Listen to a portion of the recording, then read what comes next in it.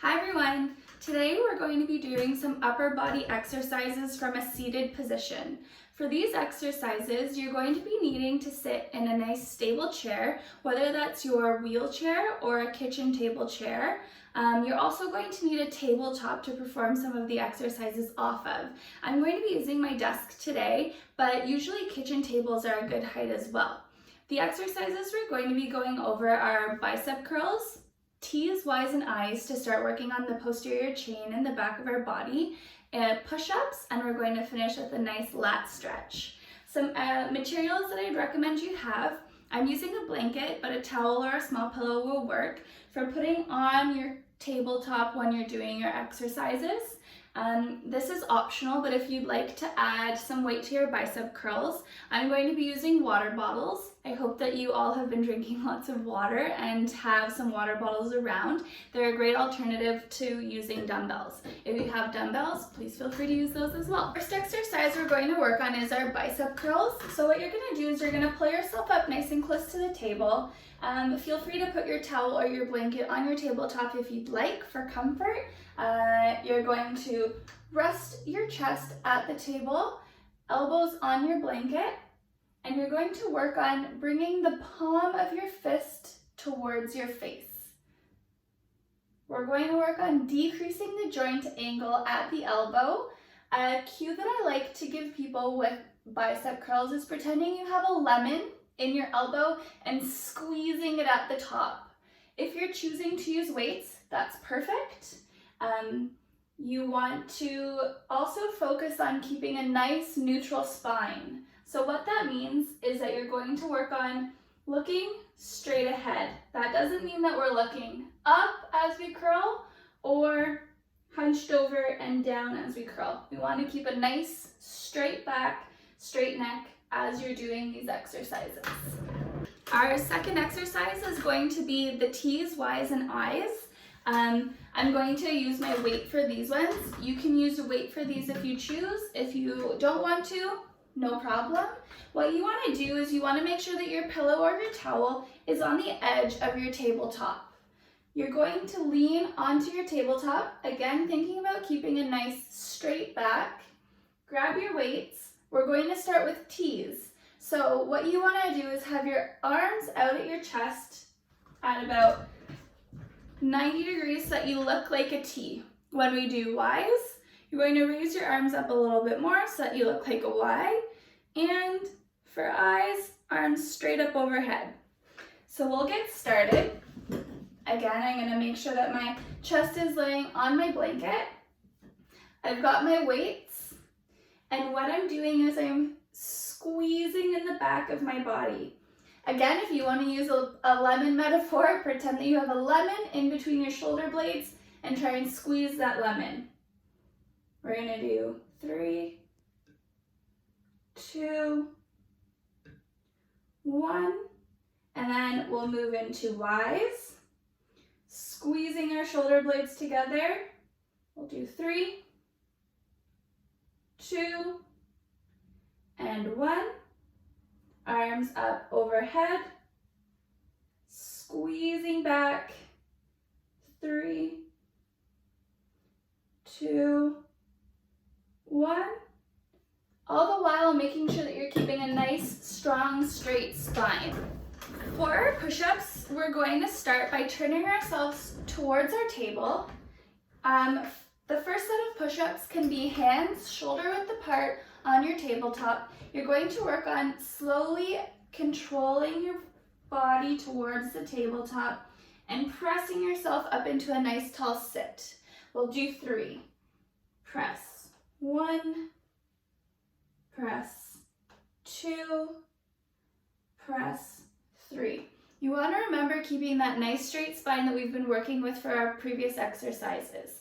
I wanted to include a variation for some of our clients who have had strokes or might have one affected side. What you're going to do for your push-up is you're going to take your affected side and put it flat on the table.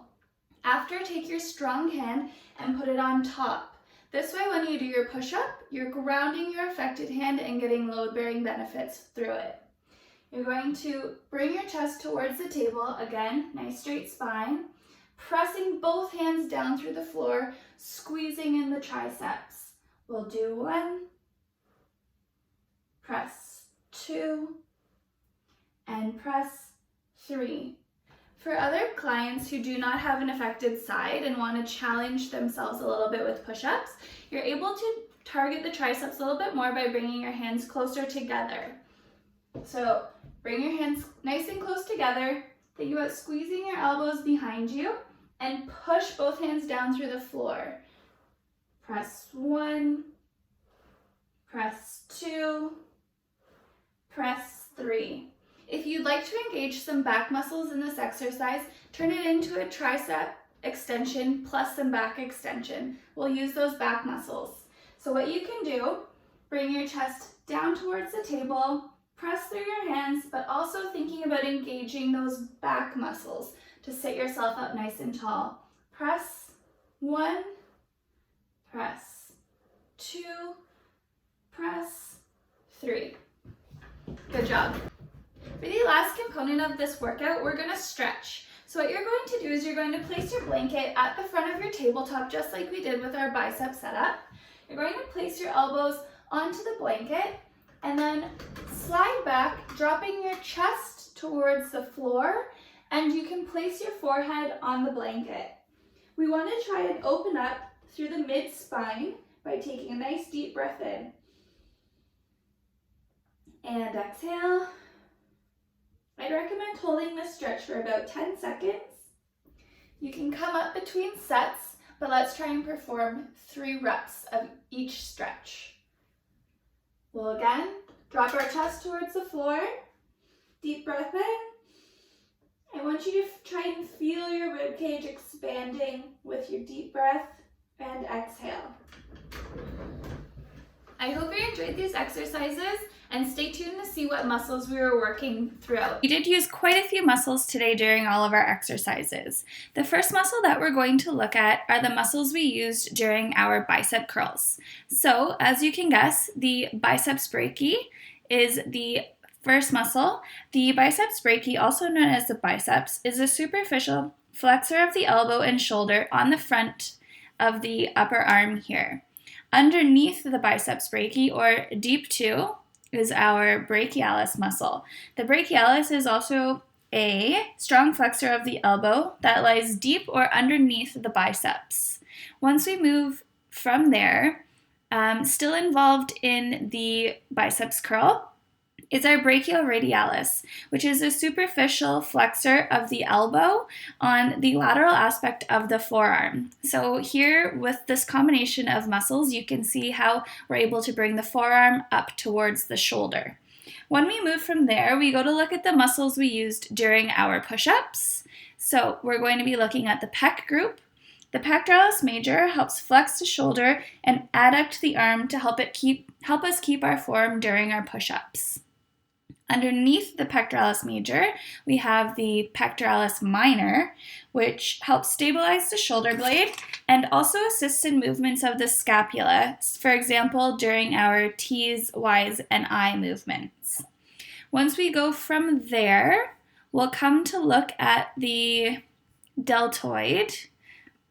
So I'm just going to spin our model here.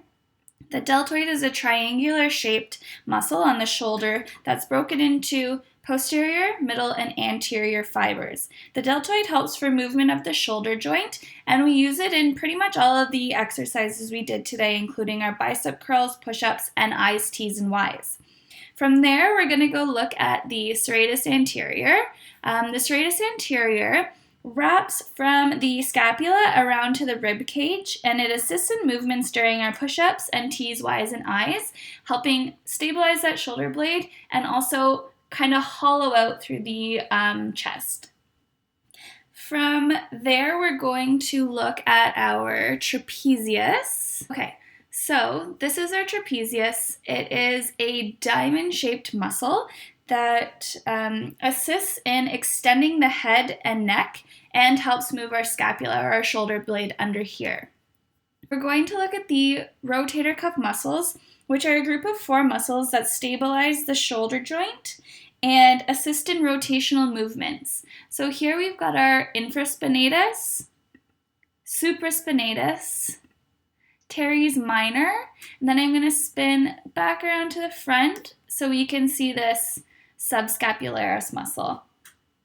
After that, we move to the last muscle that I want to talk to you about, which is the erector spinae. We have talked about it before in previous exercises because, as you can see, it's quite involved. So the erector spinae group runs from the sacrum at the bottom of your spine all the way up the spinal column to attach at the base of the skull. This muscle helps with extending and straightening the spine in push-ups, T's, Y's, and I's, and it helps keep your posture during your bicep curls.